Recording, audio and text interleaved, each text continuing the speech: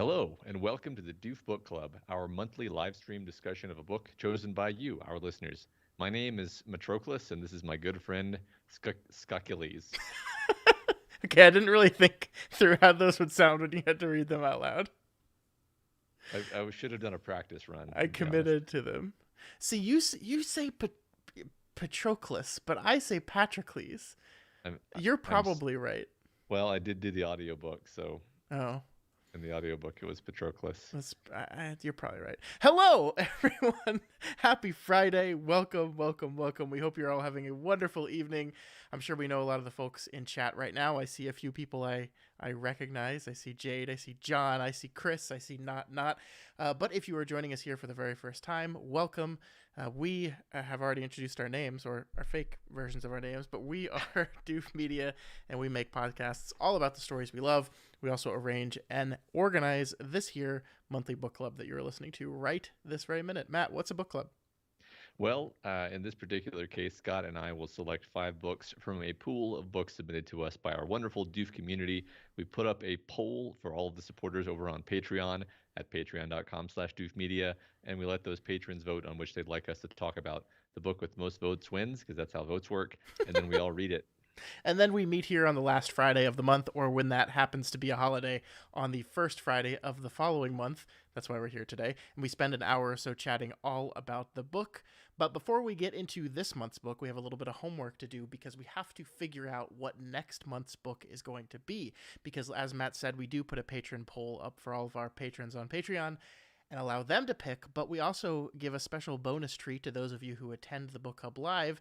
You get to vote maybe for the first time if you're not a patron, or maybe again if you are a patron. So right now I'm hitting enter, and a straw poll link is going to come out to all of you, and you will see the 5 books available for the month of January, and you get to pick 2 of them. And that poll will be open over the course of this entire episode, and I will lock it right before the end, and then we will announce the winner. We will take the results of this poll, add it to the results of the Patreon, and we will get our book. And it is true, Matt. It is true that sometimes the live attendees have flipped the vote, because that actually happened just last month. Because the reason we're talking about this book this month is because our patrons snuck up from behind, or our live listeners rather snuck up from behind and flipped the vote on us. So make sure you do. Make sure you vote, because you could change everything. That's right. You could avert the fates, actually. Speaking of which, Matt, why don't you tell me about what this month's book is? The Song of Achilles by Madeline Miller. And the summary is as follows. Achilles, the best of all the Greeks, son of the cruel sea god Thetis and the legendary king Peleus, a strong, swift, and beautiful, irresistible to all who meet him. Patroclus is an awkward young prince exiled from his homeland after an act of shocking violence. Brought together by chance, they forge an inseparable bond despite risking the god's wrath. They are trained by the centaur Chiron in the arts of war and medicine, but when word comes that Helen of Sparta has been kidnapped, all the heroes of Greece are called upon to lay siege to Troy in her name. Seduced by the promise of a glorious destiny, Achilles joins their cause, and torn between love and fear for his friend, Patroclus follows. Little do they know that the cruel fates will test them both as never before and demand a terrible sacrifice. Wow, that was a hell of an introduction to this book.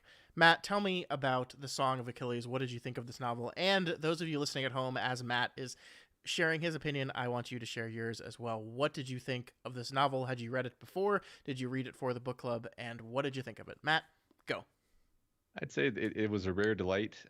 It's enjoyable on a number of fun levels, the most obvious of which being that we all kind of know the story of the Iliad. We all know various myths of Achilles. What's funny is, as I was going through this book, I realized how uncertain I was about certain of these myths, because I was like, well, for one thing, I've never actually read the Iliad. Um, I've seen the film Troy. Well, I there you mean, go. which is Basically read the Iliad. which is probably an embarrassing thing to say in this context.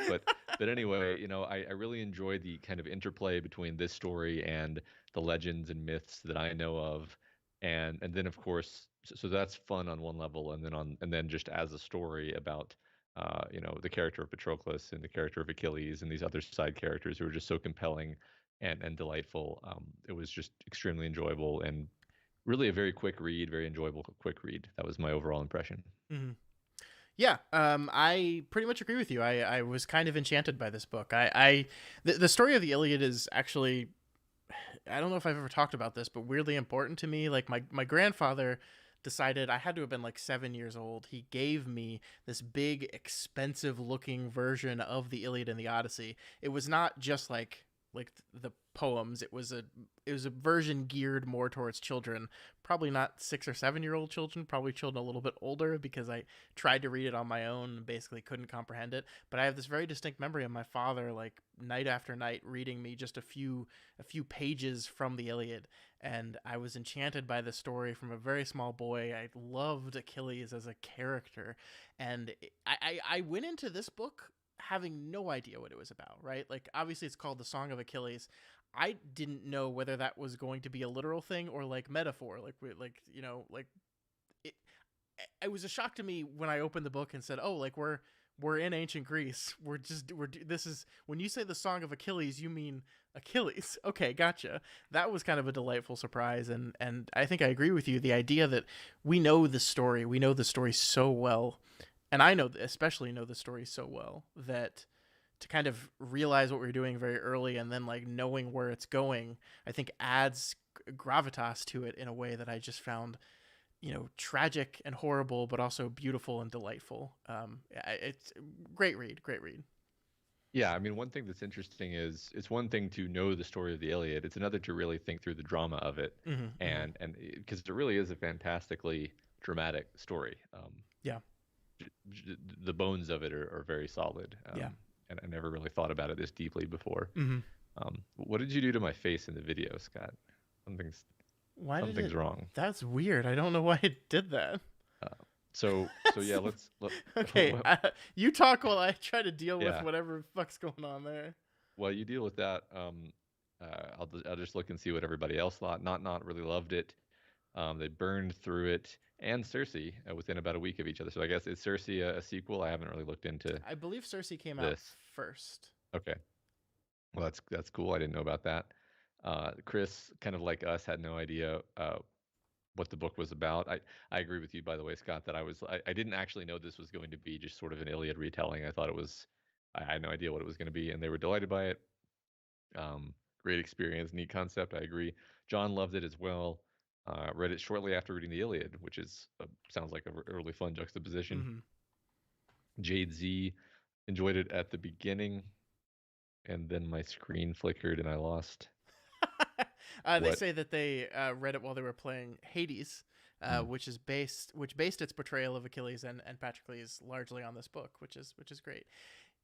Yeah, man, there's where to begin. Where to begin? I think the place that I kind of want to begin with this is the comment by Surreal Dynamics, who said they had never read the Iliad nor knew a lot about the story, and I find that really fascinating, because there's parts of me that while I was reading this was absolutely convinced that this is a book specifically written with the idea that every single person reading it kind of knows where it's heading, right? Like the second you see, like, honestly, the second I turned to the page and had the main character say his name was Patroclus, I was like, uh oh, uh oh, I know how your story ends, buddy.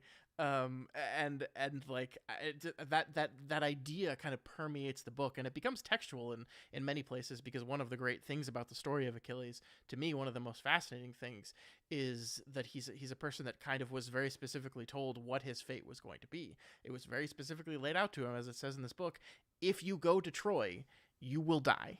That's going to happen. You will die, but you will be a hero that's remembered forever.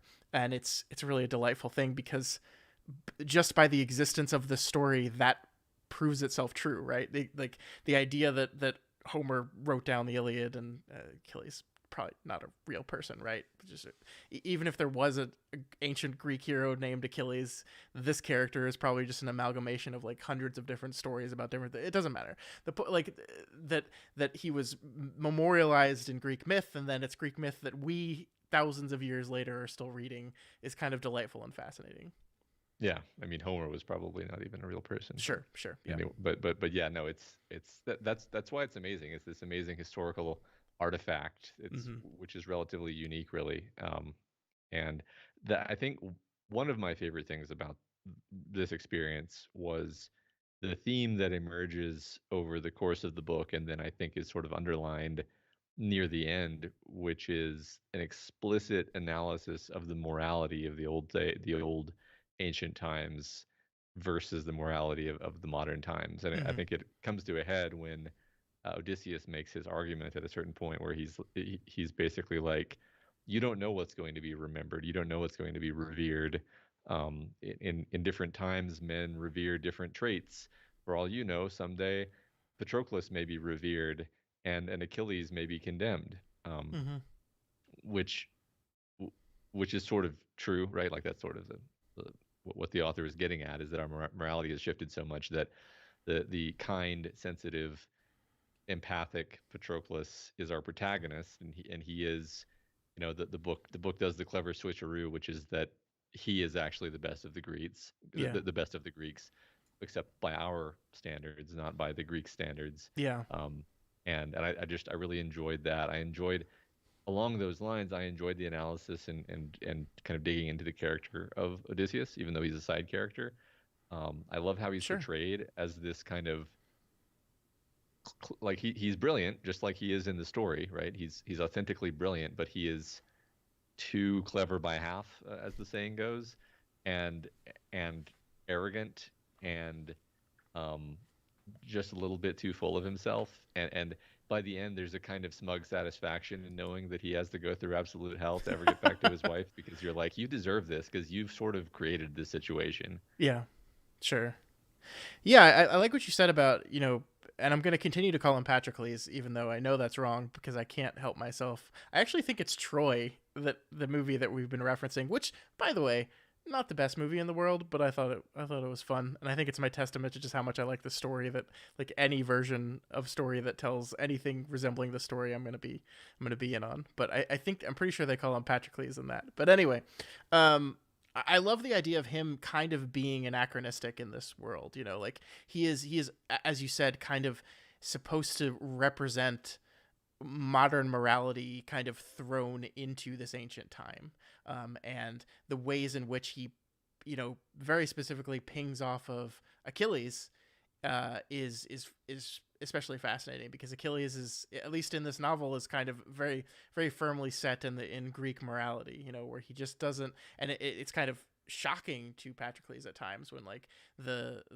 kind, you know loving portion of Achilles just seems to go away, and this indifferent, cruel, honor above everything else, I don't care, violent, destructive, this is who I was made to be, mythological person appears, and Patroclus is never really able to deal with that side of him. It's fascinating stuff. It really is. Hmm. Yeah, I like how Achilles is pretty much consistently the same character for the whole story, but Mm-hmm. it's almost like the kind of endearing way in which he's kind of conceited and entitled toward the beginning of the story Yeah. becomes it becomes evident that this is a huge character flaw by the end of the story. Sure. But it's never like Achilles has a huge heel turn, if you'll pardon the worst pun I've ever made. It's just like, no, he is a brat. He's an extremely spoiled brat, son of a king and a goddess, and he can't accept that things aren't going to go his way. Yeah. And it's heartbreaking to watch Patroclus kind of come to the realization that his beloved is so, tragically flawed in this way. Mm-hmm. Yeah, he is a brat, but at the same time, I think there's a lot of sympathy that the book garners towards him. That this feeling that this life that he's kind of sworn to is almost entirely outside of his control, right? This idea that, like, obviously he makes wrong choices, and I'm not forgiving his wrong choices, but this, like, he was kind of put on a path from birth, and this is the path he was supposed to go on. And so you feel a little sympathy for him. I mean, obviously not near as much sympathy as you feel for Patroclus, who, yeah, is just like this kind, warm soul in the middle of horror, and just never really fits in. And with our 2022 vision, we can look back and say, oh yes, he is the best of them. He is the most moral, the most right, the most wonderful of all of them. It's great. Yeah.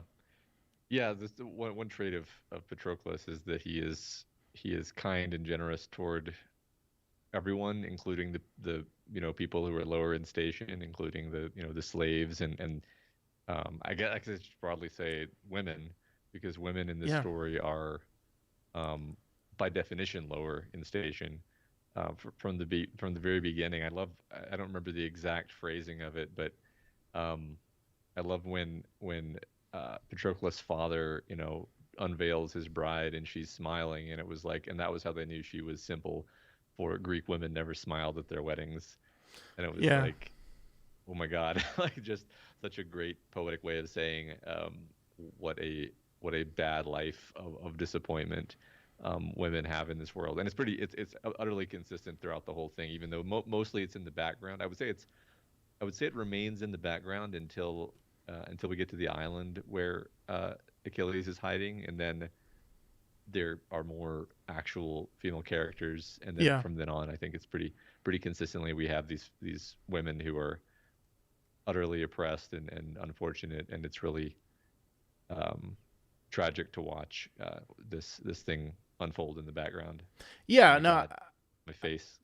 Why is this happening? I don't understand. Why does it keep changing? This has got to be your fault. Matt did a new I camera thing, and I'm gonna It is. blame him for it. How could it be my fault, I Scott? I don't know. Okay, well, it's fixed again. It's probably gonna move again. I don't know. Um, Yeah, just make me bounce around the screen, please. no, I like what you said there. Obviously, yeah, women play a very important thematic role in what's happening here, and they're all portrayed very sympathetically, and mostly the sympathy comes directly from Patroclus himself. I don't think we see Achilles with much sympathy for any of these women actually, which is really interesting. Obviously, that this takes place in a story in which it's taking the I guess we'll call it subtext of the Achilles and Patroclus relationship and making it text, right? These are two characters that, scholars have argued for years and years. Oh, were they just buddies? They're just, palling around, or was there something more going on there? And obviously this book's take on it is yes, yeah, absolutely. They were deeply in love with each other, and so we see this central relationship between these two men, and we kind of get to reflect it off of the relationship they have with the women around them. And Achilles, almost entirely indifferent to women, both sexually and just generally, right? He just doesn't seem with the exception of his mother, who he seems just generally terrified of, he just really doesn't have time for women at all.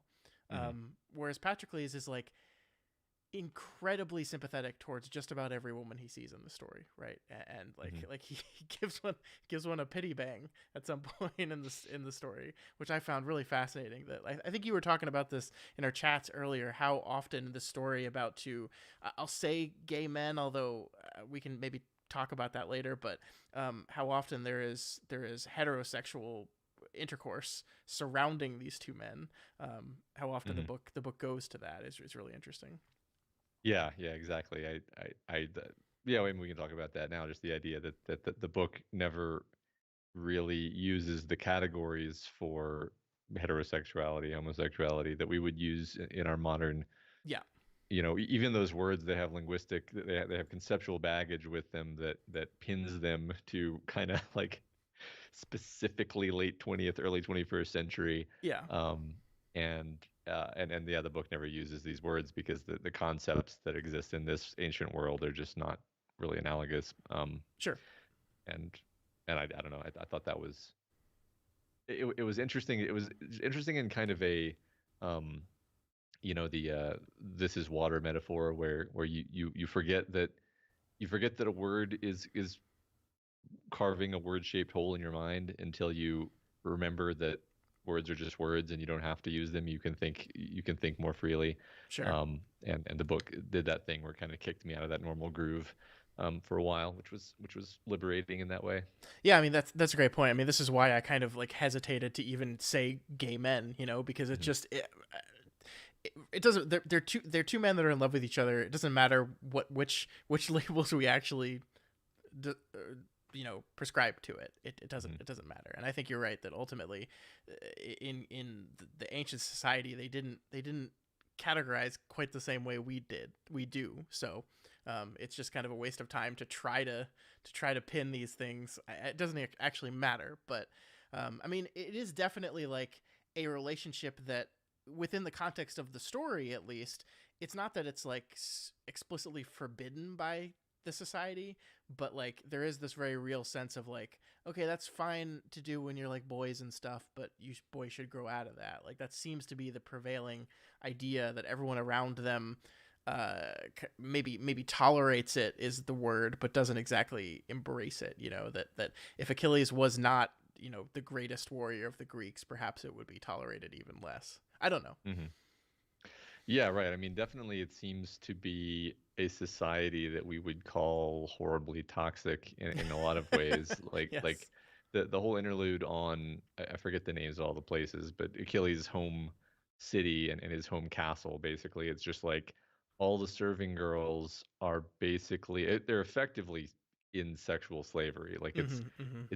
it's a really bad situation. And the way the men are kind of encouraged to just see them as um, tools is yeah, it's all miserable. The Yeah, book really focuses on that stuff a lot too. it does. I think it's a lot of the undercurrent of what's going on here. You're absolutely right. And the idea that I think Miller is kind of stating at the end of it, with how everything wraps up, is that yes, like we everyone called Achilles, the best of them, the best of the Greeks, the best of the Myrmidons, but Patroclus was clearly the better of the two. That like from a morality standpoint, at least from the way we look at it, he was one that understood the things that were wrong with this world and was actually trying to fix it, whereas Achilles was just trying to be the greatest representation of what they value in the society. Hmm. Yeah, that's interesting. So I guess we haven't talked about the prose very much, and I want to spend some time talking to you about this, because this is a book that I think is very, very beautiful. It's very beautifully written, but it's also I feel like I read this book very fast. It's like 300 pages. It's not too big, but it's a fair sized book. But I feel like I read it very fast because I think the prose is really beautiful. I hesitate to call it purple, but yet it reads right. The pages turn. It's very, very quick. It moves through it, and I'm curious, like, what you think. Like, how do you think Madeline Miller like accomplished this idea? Like, a lot of times when you get this kind of more flowery, like beautiful, uh, image heavy prose, it slows the pace down of the book a little bit. But I never really felt that with this one. What do you think? Um, I of course I did the audiobook, so I can't actually crack open the book and tell whether this is true or not. But I felt like it had something to do with the sentences being quite short and clear. Um, I'll tell you my experience, which I'm going to try to word this carefully so it doesn't unintentionally come off as negative, because I don't intend it that way. But for the first bit of the book, I was like, why were people harping on the prose so much? Like, I don't particularly think the prose stands out. And then as it went on, I came to appreciate it more in the sense of just like it was soaking into me, and I was just enraptured by just like the feelings and the images and kind of the clarity and the emotionality of it. Um, so I think basically it's not that I found it to be super flowery. I found it to be very like simple and clear and short and succinct and well sort of paced out, so that it just feels like water flowing gently over river stones, or some similarly beautiful metaphor that I can't do on the fly. Mm-hmm. But that's my feeling. I don't know. Yeah, interesting to think, because everyone was talking about the prose so much, and I was honestly confused by that at first. Not saying, oh, I thought the prose was bad, I didn't like the prose. It's more like I thought it was just like a naturalistic kind of beautiful prose, not a kind of overwrought, flowery, um, just I'll say this last thing and then let you respond. But like, compare this with like the Satanic Verses or something like that, where it's another story that has beautiful prose, but it's wildly different in what you mean by that, right? It's like Yeah. these page-long sentences that are incredibly complex sentences with 17 different metaphors and images Hmm. that's it's the opposite of this, right?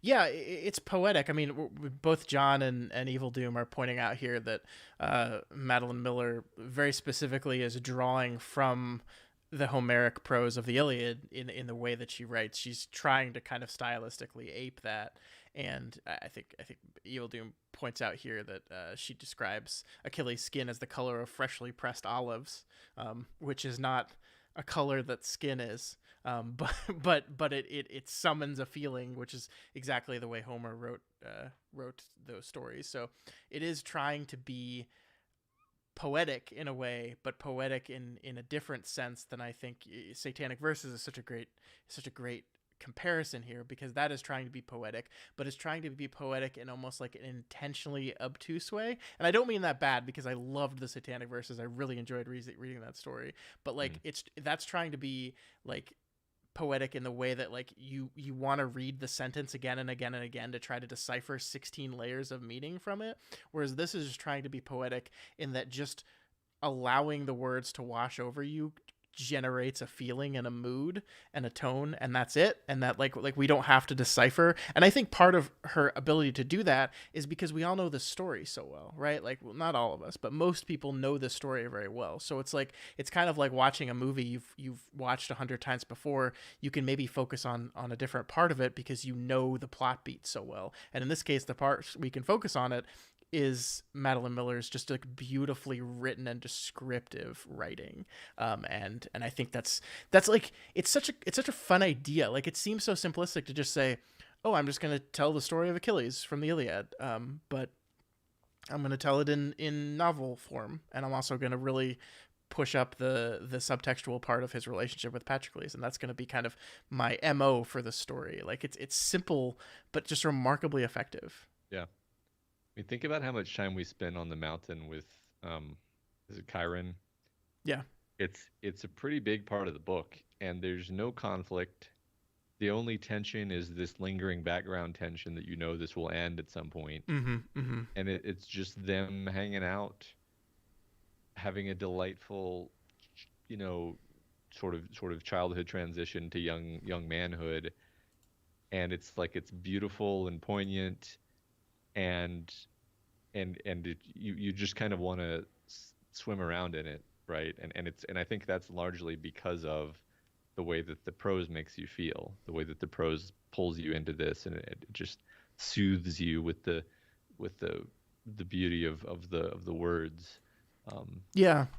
No, that's such a great pull, because I agree with you. Like, this is a book. I think it was Jade that said it earlier, that the pacing of the story feels quick. It feels like it moves, and I agree with that.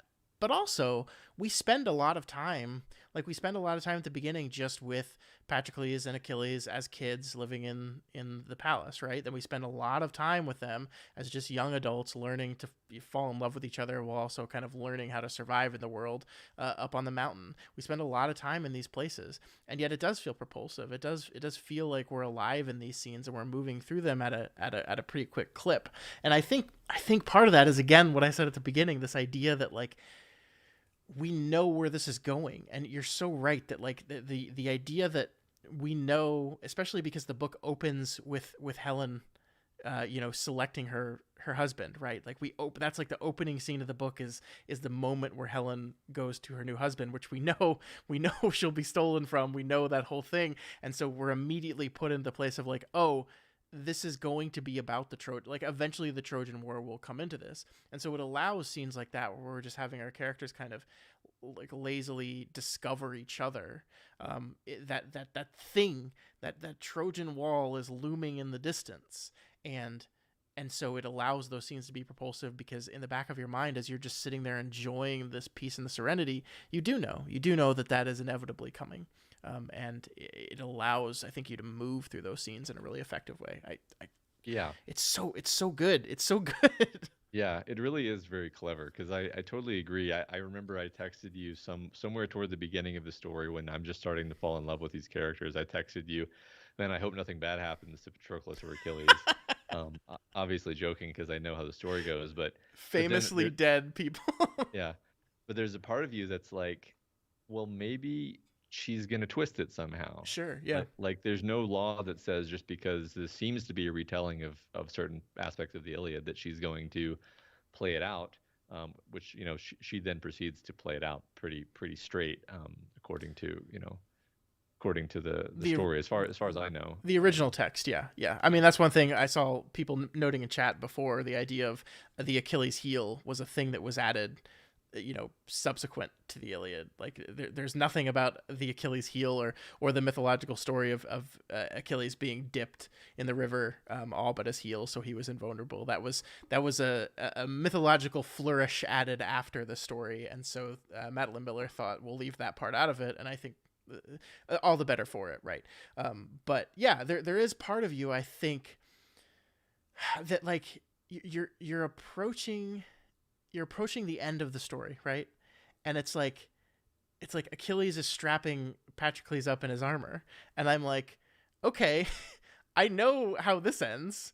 I know Hector is going to kill him, and I still got 40 pages left in this book, and you're starting to scratch your head and be like, okay, what are we going to do after this guy bites it? Like, how are we going to handle Mm, this? What's going to happen? And it's again, the solution there is so elegant and simple. It's like, well, he's still there. He's dead, but he's just still hanging around, and he's witnessing Achilles' horrible rampage, which again is another beautifully propulsive, wonderfully told bit of prose where he just doesn't care. mm, That's man. Speaking of the movie Troy, like the battle between Hector and Achilles, like in that movie, is for obvious movie reasons made into this like huge climactic battle where they're like fighting back and forth and you don't know who's gonna win, and then suddenly Achilles gets the upper hand and takes him down. I love that in this story, and in the story, but especially in this story, we don't actually even see that, right?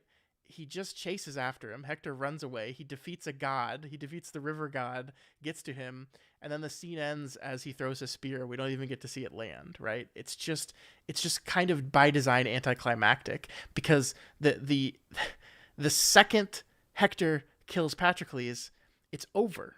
Like that and it doesn't we don't need to play with this who's going to win in that duel between the two best warriors. We don't need to play with that. The second Patroclus is dead, the second Achilles has a reason to kill this person, it's done. It's over. And everyone knows it. Every character knows it. Every reader knows it. And I love that the book doesn't, waste your time with that. It happens and it makes it happen.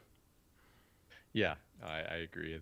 The way violence is treated, I think, is pretty consistently in line with that, where Mm-hmm. where it's really, I can't think of a single time where it was actually cool, sort of for us via Patroclus, that something violent had happened. It was kind of always this like sad, sick thing where it kind of it watching Achilles fight via Patroclus's eyes in the book kind of feels like watching somebody play a video game when they have God mode on, and they're just like slashing through, and you're just like, there's no sport here. There's Yeah. no Yeah. there's no real honor here. I mean, it's funny. It's funny because the word on we have the word honor. We have the concept of honor, but it's pretty far away, I think, from the Greek concept of honor, especially when it comes to like Achilles just absolutely like ruining everything for the sake of his honor. Yeah. And for them it's honorable for him to like just massacre 15 like teenagers, because why not? Like, Mm-hmm. of course it is. Yeah. And I love that you see Achilles struggling against that a little bit. Like I think this is the Patroclus influence. Like I remember when they're what is the name of the girl? I should know this. She's in the Iliad. Starts with a D, but I can't for the life of me remember her name. The slave girl that they rescue, that is stolen from him and starts the whole Achilles pout session. God, what is her name? Thank you. I can't even. How do you pronounce that? How do you pronounce that name? I don't actually I know. I don't remember. Is it Briseus? That could be it. I don't speak Greek. Briseus. Let's say that. We're Briseus. Jade. We're gonna go with that. How about that? That's good. So like there is this moment where I think Achilles realizes, like, they find out, where she's from, what village she lives in, and Achilles just kind of says flatly, is like, we raided that village the other day. I killed I killed everyone. I killed her entire family except I left one alive, right? And like you can tell he like feels like he should feel bad about that, but he doesn't really know how to, right? Like this is again the like the modern moral sensibility versus the Greek moral sensibility butting heads in the entire Achilles Patroclus relationship. It's like he knows, especially via Patroclus, that like that that's bad, right? I think that's bad, but also everything that's in me says that that's exactly what I'm supposed to be doing. And so he doesn't know how to process any of this Yeah. stuff. Kind of what he's built for, and then also he's socialized to think it's awesome, and he gets all this positive, reinforcement for being the badass hero. This is how he gets all of his fame and his accolades. He knows this is his legacy. So yeah, that makes Yeah. sense. Yeah, and again, Um, I think the important thing is that he chose it, right? That he could have lived a long, happy life. Like he was specifically given that choice. Stay away from Troy. You'll live a long, happy life and be forgotten. Go to Troy. You will die young and be remembered forever. Like that was the choice, and he gladly chose that. So it's like he loves Patroclus. He does. He loves this person, but he loves his legacy just a little bit more, and that's yeah. part of the tragedy of the story. Yeah, and it really makes you feel that. It really dramatizes that. Mm-hmm. And I think it even gets you to believe that when Achilles made that choice, he was thinking like, well, Patroclus, you'll get to live on. This is just a choice I'm making for myself. And Yeah. and I mean the book really does play a lot with like the wording of prophecies where it'll be like, you know, for first of all, Achilles won't die until after Hector dies. So we're gonna make sure. Okay, well that's easy. We'll just make sure not to kill Hector. Yeah. Well, And it's then great because it's like Achilles won't die till after Hector dies, and the only person capable of killing Hector is Achilles. So he's just like, well, there we go. Solved. I've got yeah, no reason to kill this guy. That's, again, one of the things that I just think Madeline Miller, like, knows exactly what she's doing when we just have Achilles repeat again and again this phrase, I have no reason to hurt him. And you're mhm, just like, oh, but you will, buddy. You mhm. will. So that kind of reminds me of something I wanted to bring up, which is just how in a story this grounded, you might assume that we're not going to do the whole gods and the supernatural thing. We're going to Mm-hmm. keep it a grounded story, and we're going to gesture at the idea that maybe there are some supernatural stories that these Greeks believed and that explain why Achilles is so good, blah, blah. No, nothing like that. Apollo at one point just like shoves Patroclus off of a wall because Apollo doesn't want him to climb the wall. We have a river god who just like comes out of the river and he's Mm-hmm. like, "Hey, I'm the river god." We have Achilles' mother is this terrifying. The voice actor does this terrifying raspy voice for Thetis, Well, that's how the and text kind of describes her, right? yeah, Like like this assumption that she would maybe have this like beautiful sounding voice, and then she speaks, and it's like horrible, raspy, like awful. It's God, it's great. yeah. It's great. Well, she's sort of. It's funny because she's described in a way that makes you kind of think about like a dead thing under the sea, but also beautiful at the same time. Yeah, So because she it's radiates godness, right? yeah, Yeah. yeah.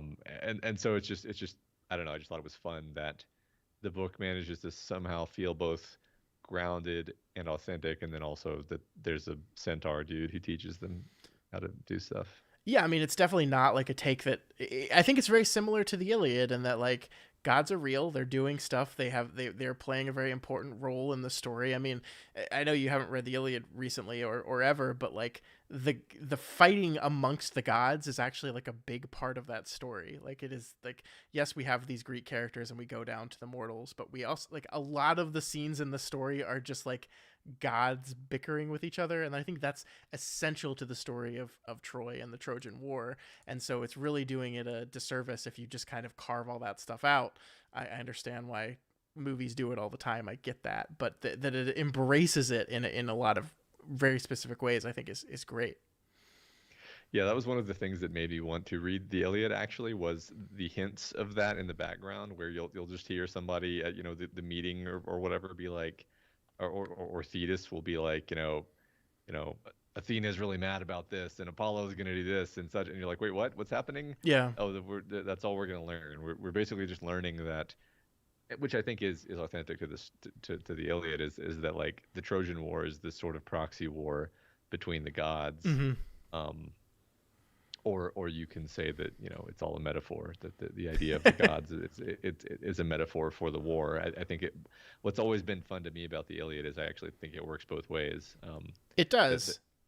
'cause you can either think the Trojan War is real and the gods are a sort of thematic way of talking about the nature of war, or you Yeah. can say the gods are real and the Trojan War is a sort of feud by proxy between these incredibly powerful beings, and it's equally fun either way. Yeah, I mean, what I love about it is, I think in the Iliad and also Miller's work and this idea of gods in these stories, like these gods arose uh, due to people's just complete lack of understanding of how the world works.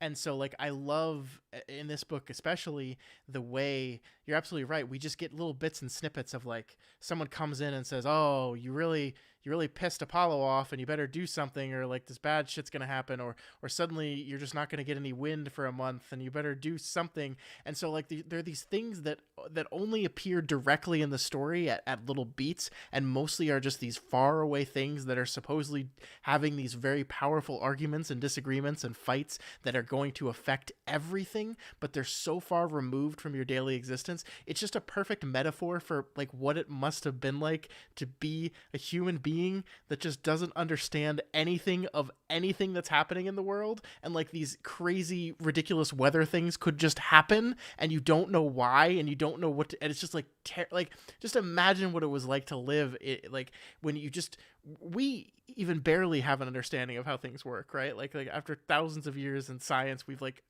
gotten to understand a lot of why things happen on this planet. But like it's just I just love it as this idea of this is scary shit, man, and I'm just a small person in the middle of this huge thing that is actually the war itself is a huge thing. This battle of kings is a huge thing, and then there's a huger thing on top of them. There's these battle of gods, and it's all terrifying and dwarfing in a way. And I think that this Miller's story perfectly captures that idea of like what it must be like to be just a normal human living amongst the story of gods and kings and stuff. Yeah, I'm going to paraphrase one of my brother's favorite quotes along the lines that, imagine what it must have been like to believe in gods and ridiculous things like that, but believe it with absolute certainty, Mm-hmm. and believe in your false world model with that much certainty, and then realize that you actually do, because like does this does the sentence, "Oh yes, lightning happens because of static charge buildup," that really like does that mean you understand how lightning forms? Do you actually understand how lightning forms? Probably not really. It's just some words you learned. You know I what I mean, mean? yeah, I Anyway. mean, is it more comfortable than lightning builds up because there's this really fickle asshole over there that's just like gonna wake up on the wrong side of the bed and decide he's gonna be a jerk to people? I don't know. I don't know. I guess probably. I guess I probably feel a little bit more comfortable about that. But yeah, it's scary. The Greek world is scary. I mean, think about just think about lightning and the fact that people used to spend way more time outside. Mm-hmm. Think about how much more commonly people would be struck by lightning, and then you would have that human tendency to try to find some cause for it, Yeah. some justification, and it's why did he die? This it's so unfair, it's so arbitrary. We really hate things that are unfair and arbitrary, and so we say, well, he must have angered Zeus, Yeah. and then that feels satisfying.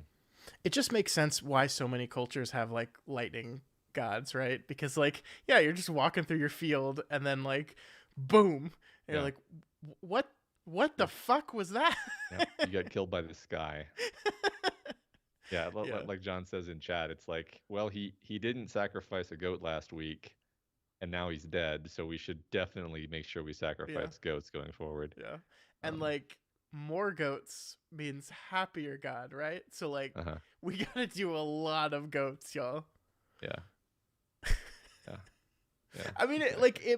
it makes rational sense. Like you said, if you fully bought into and fully 100% believe that these things are real and they're happening, then yeah, it makes total sense that you would just kind of say, yeah, let's do it. let's sacrifice some goats. I do find interesting, like, the one thing that we're kind of told explicitly is like, yeah, we'll sacrifice goats all day, but people, nah, we don't do that. We wrote that out of our laws and our systems, a long, long time ago.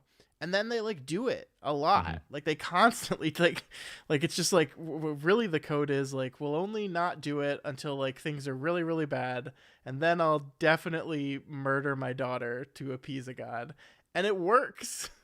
Yeah.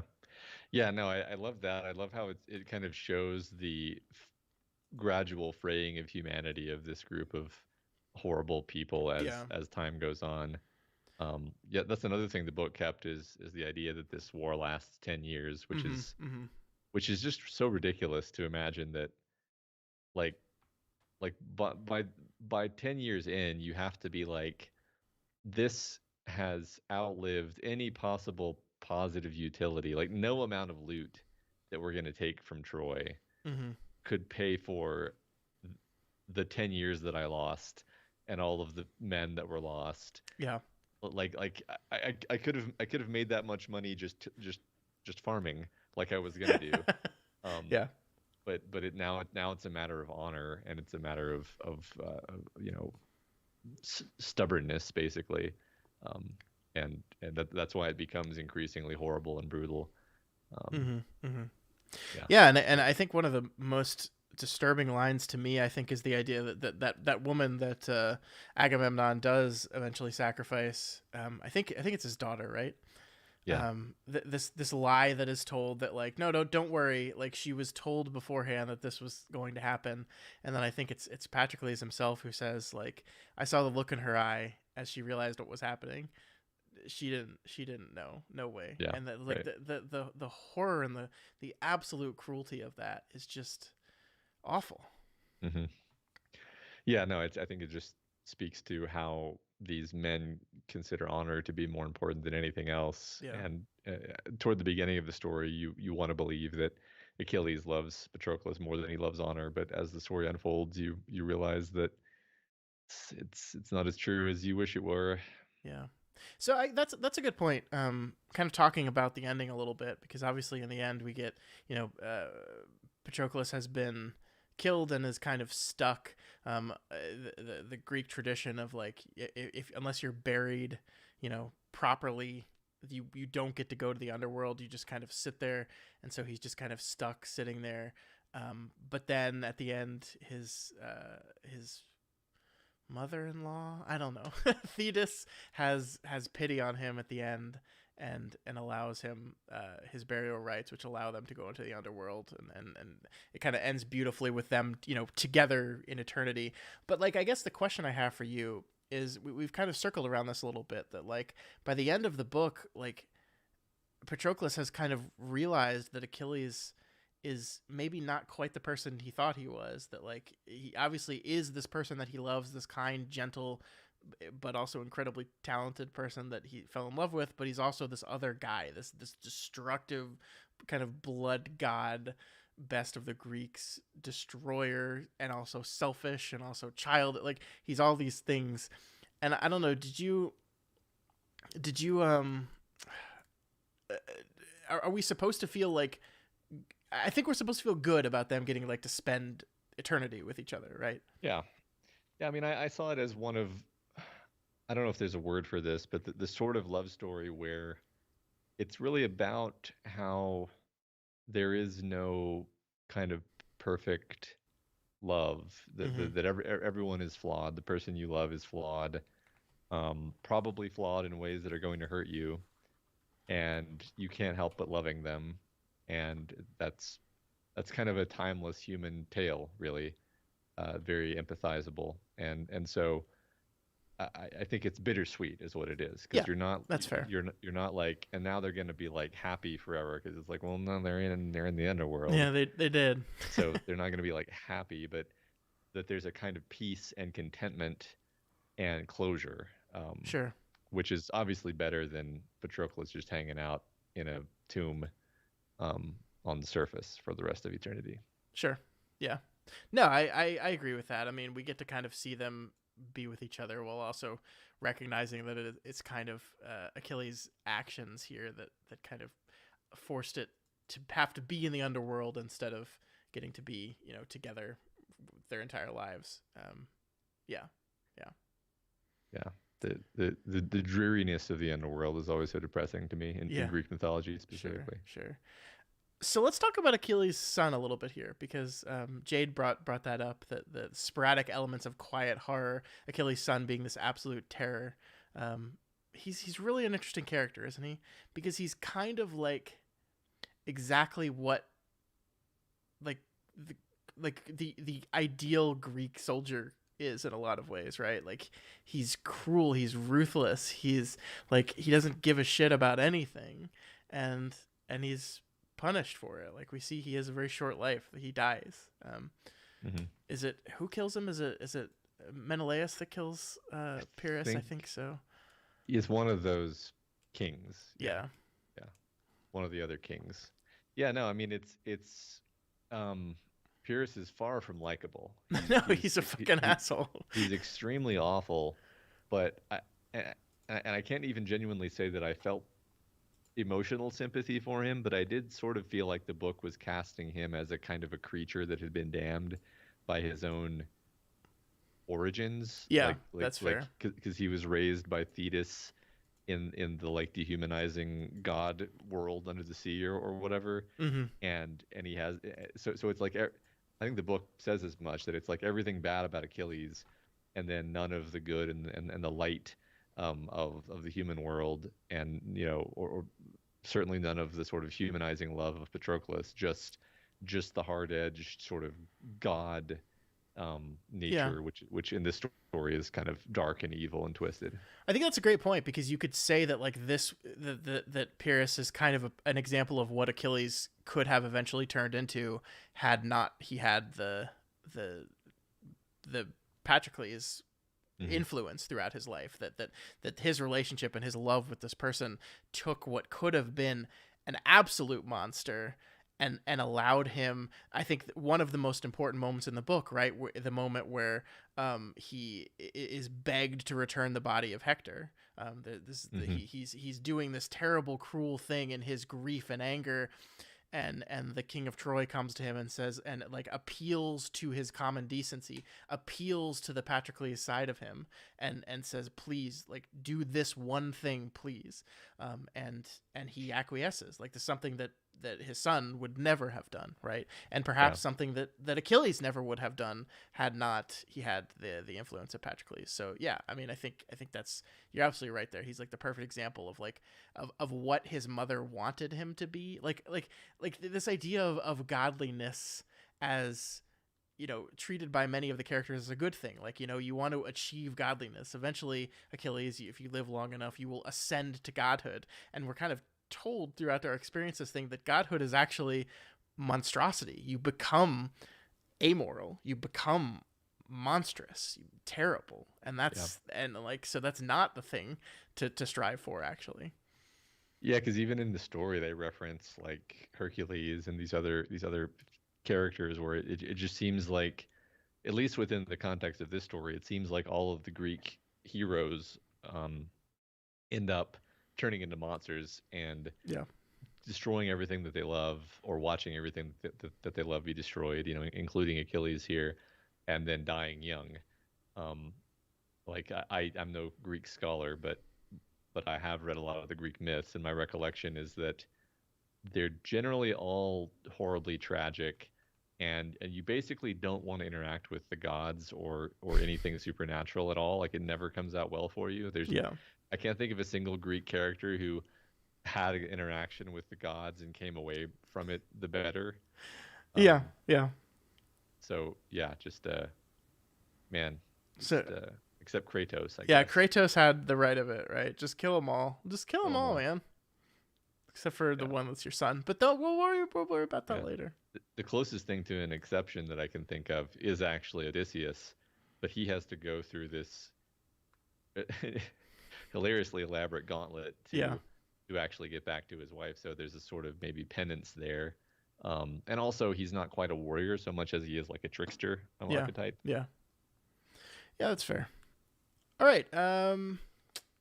Geez, anything else you wanted to say about the Song of Achilles, Matt? I'm looking at my list of things I wrote down, and I'm running out. Anything you in the audience wanna say before we wrap this one out? I got this cool Barnes and Noble edition, and it's like it's a beautiful cover. I love this so much. I love the pages are blue. I mean, that's really superficial of me, but it's a very pretty book. That's how I pick wines. Have you read Madeline Miller's other book, Circe? No, have you? I haven't either. Like it was on my list for the longest time, and I didn't read. That was part of the reason why when I saw this nominated this one, I knew it was the same author, and I was like, hell yeah! But that's a book I really would like to read. Yeah. We should put it on the list. Somebody should put it on the list. We don't have that power. No, I don't have anything else to say about this book. This was a delightful story. Enjoyed talking about it with everybody. Yeah. Yeah, I'm definitely gonna go read this story. Matt, have you ever played Hades? That's what they're asking. No, I have not, but I know that you have. And people in chat were, while we were talking, they were mentioning that the video game Hades was somehow based off this book. I'm not really sure. Is that true? I think they specifically said that in Hades you see the Achilles Patroclus relationship, and the relationship they have in that game is based off how the relationship in this book was depicted. I believe that's what they said. Okay, cool. How old is this book? I don't even actually know when this book came out. I thought it was this year. So, which would make the Hades thing. Maybe it's the opposite. Maybe this book was based on. Was inspired by the video game. I don't know. I one way or the other. That's what someone in the chat said earlier. But it's a fun game if you like the roguelikes, and I love the story, and I'm just a sucker for Greek mythology, man. Me too. Chris, I honestly like read the Iliad. Seriously, like it's really good, and you'll be shocked. You'll be shocked at how many things are not in the Iliad. Like, did you know that the Trojan horse is not in the Iliad? That's I'm pretty sure even Achilles' death is not in the Iliad. No, I think that is actually. It's so funny to me because I just thought like the popular understanding is the Iliad is the Trojan War and the Odyssey is Odysseus' return home, and it's like apparently that's not quite right. Mm-hmm. Yeah, John saying Achilles' death is not in the Iliad either. Yeah, and then of course we have the Aeneid, which I think the Aeneid is most of the fall of Troy stuff. Like I think the Odyssey like vaguely references the fall of Troy, but yeah, see, that's what I thought, John. The Iliad ends with Achilles giving Hector's body back. That's the conclusion of the Iliad, and that's the perfect conclusion of the Iliad because that's the moment, right? That's the most important moment. So yeah, it's so funny how these things have just kind of been lost into pop culture. The idea that like all the stuff we think of, the thing you think of most when you think of the Trojan War is the Trojan horse, and that's not even in the thing. Homer didn't write about no Trojan horse. So I just Wikipedia'd this, and it seems like the last thing that happens in the Iliad is that Hector's body is buried. Mm-hmm. Yep. So that's where we are. Yep. Yeah. Yeah. Read the Iliad. It's really not that hard to read. If you want to get one that's like very true to the poetic style, you can get it, and some of them have like a cheat sheet translation next to it if you want to do that. I think it's worth a read though. It's a very good story. I need to revisit it. It's been a bit. I read the Aeneid not too long ago, actually, and I really, really like that. I will check it out. Mm-hmm. All right. I think that's going to do it for the Song of Achilles for us this week. But let's go ahead and lock. So if you have not voted, let me share the poll one last time and let people vote one last time before we lock the poll. And while I'm giving people those last few seconds, just a couple notes here. Next month's book club will be on the 3rd of February because we are kind of a week behind due to the holiday. We're playing catch up now. So if it was going to be the last Friday, that would only give us 3 weeks. So we're going to do 4 weeks. And so it'll be the 3rd of February, Friday night, which will be our next book club, which is 4 weeks from now. All right, let's look at what we got. Oh my gosh, Matt, it's so close. It's What so what what happened, okay. Scott? I'm officially locking it. It's officially locked. Okay, let's do it. The winner by a single vote is The Invisible Life of Addie LaRue. It happened again, Matt. It happened again. Blood Meridian comes into tonight with a 4-point lead, and The Invisible Uh, Life of Addie LaRue just fucking owns it. I've never heard of The Invisible Life of Addie LaRue, so this will be interesting. I've heard very good things about this book. Obviously, heard very good things about Blood Meridian as well. It's known as one of the great American novels. So we will. I am absolutely certain get to read that at some point. But next month's book will be The Invisible Life of Addie LaRue. I'm glad we gave ourselves the extra week though, because I think that's kind of a longer one. So good job, listeners. You did it again. You flipped it. And for those of you listening at home, or for those of you that are going to be here next week while looking at the Patreon poll, being like, "What happened?" This is what happened. You got to attend live. You gotta be here, and that's how you can influence the vote. Yeah, you could have averted this disaster. Yeah. Not a lot of people really into reading The Eye of the World, Matt. I threw the Wheel of Time book in there just to gauge interest, Uh-huh. and not a lot response.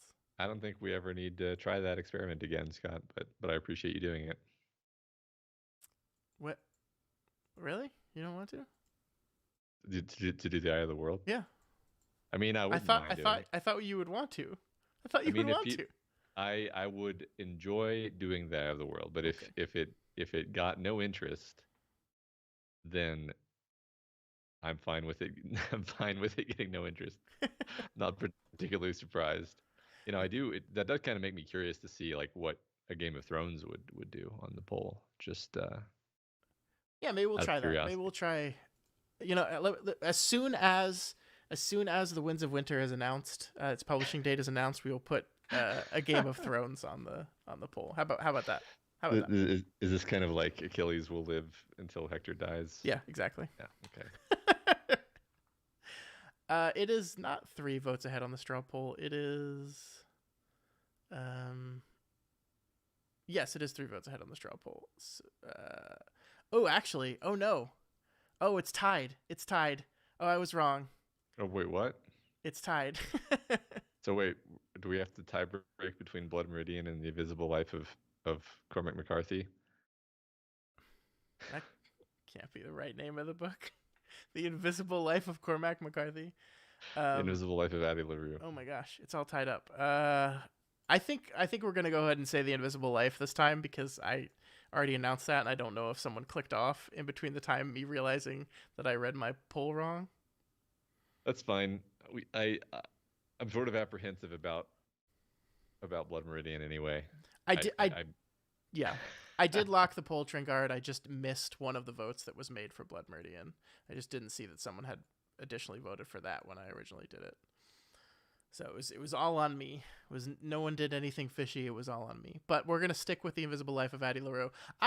We gotta read Blood Meridian at some point. It's called one of the best novels of all time. It won the Pulitzer. Like, we have to read it. I do think we need to be in a very specific frame of mind, because it's Cormac McCarthy. yeah. So there we go. There we go. But All right. Cool. that is it. So next month, The Invisible Life of Addie LaRue will officially be the book, as done by an overlord vote. That's me and Matt. Sounds But great. that's it. Thank you so much for tuning in live. For those of you listening to the podcast form, because yes, we are bringing the podcast form back. Because if you are not a patron, you missed our State of Doof message this week, where I said I'm bringing that back because I got so many emails from people mad about not doing that anymore, including my sister, who told me I was dumb. So we're doing that. We're gonna start publishing these on the podcast again. Yay. But please come to the live show. Please don't just listen. If you can make it, I know Friday nights aren't great for everyone. That's okay. But if you can make it, please come, because it's so much fun. We had so much fun with all of our listeners today. Jade, thank you so much for coming. John, Miss Evil Doom, Chris, not, all of our usuals. I love seeing all y'all, and I'm so happy that you're here. So yeah. So that's that. Matt, you can do Yeah. the rest of the outro now. I'm sorry. Yeah, this is always the highlight of my month I as agree. well. I So agree. yeah, like Scott said, yeah. So yeah, if you like what we do here at Doof Media and the Doof Book Club, and you want to see more of it, then please head on over to our Patreon at patreon.com/Doof Media. Consider donating to support the organization at any available level over there on the Patreon. You can get access to the vote for the books that we're going to talk about on the show, as well as a bunch of other cool stuff that we can virtually guarantee you will enjoy immensely. So go check that out. Yeah, that's right. If you have any questions or comments or just want to reach out, you can always find us on Twitter at Doof Media or email us at our email doofmedia@gmail.com. We also, we asked this on the Discord earlier in the week, but we're kind of looking to pump up our list of book recommendations. We've had this thing kind of constantly running for 4 years now, and we're always looking for newer book recommendations. So if you haven't gone into our form and submitted a new book in a while, please consider doing that. If you're a member of the Discord, it's pinned in there. So just find that link, enter some books, and then you'll help us with our nominations each week. John, as far as time goes, it's really difficult because we have children that we have to take care of. So doing it earlier, we can maybe look into seeing if there's sometimes we could run it a little bit earlier. But this is generally the reason why all of our Doof things happen at 9:30 my time, is because 9:30 my time is like the earliest we both can be available to do stuff. Yeah, that's right. But so, but unlikely to change anytime soon. Yeah, we'll look into it, but unlikely to change. But all right, that's it, folks. Thank you so much for hanging out, and we will see you next month. Good night. And I've got to run, so we're just going to drop off here. But thanks for hanging out, everyone. Bye. Bye-bye.